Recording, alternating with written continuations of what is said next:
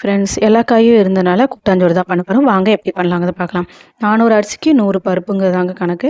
பருப்பை வந்து ஒரு விசில் விட்டு எடுத்துட்டு ஊற வச்சிருந்த அரிசியை இதோட ஆட் பண்ணிக்கலாம். சைட்லேயே வந்து கட் பண்ணி வச்சிருந்த வெஜிடபிள்ஸை உப்பு போட்டு வேக வச்சு எடுத்துக்கலாங்க. அரிசி அரை வேக்காடு வெந்ததும் நம்ம வேக வச்சிருந்த வெஜிடபிள்ஸை இதோட வந்து ஆட் பண்ணிக்கலாம். இது ஒரு பக்கம் கொதி வரட்டும். சைடில் ஒரு பக்கம் கடாயில் வந்து தேங்காய் எண்ணெய் ஊற்றி பூண்டு, சின்ன வெங்காயம், பச்சை மிளகாய் வந்து வதக்கி எடுத்துக்கலாம். ஒரு லெமன் சைஸ் புளியை நல்லா கரைச்சிட்டு தேவையான அளவு உப்பு, மிளகாத்தூள் வந்து ஆட் பண்ணி இதோட சேர்த்துக்கலாங்க. தேங்காய் துருவலாவும் நீங்கள் ஆட் பண்ணிக்கலாம். இல்லை அப்படின்னா தேங்காவும் ஜீரகத்தையும் 1, 2மா அரைச்சி அதையும் வந்து ஆட் பண்ணிக்கலாம்.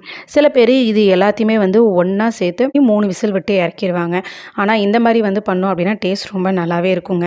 தண்ணி பத்தலை அப்படின்னா பக்கத்துலேயே வந்து சுடு தண்ணி வச்சு நீங்கள் வந்து இதில் ஆட் பண்ணி நம்ம யூஸ் பண்ண வெஜிடபிள்ஸ் இல்லாமல் சேனக்கிழங்கு, அவரைக்காய், மாங்காய் இதையும் யூஸ் பண்ணலாம். இதுக்கு சைட் டிஷ்ஷாக தனியாவில் வந்து துவையல் இருப்பாங்க. ரொம்ப யம்மியாக இருக்கும். இந்த டிஷ்ஷை எப்படி பண்ணுவீங்கன்னு மறக்காமல்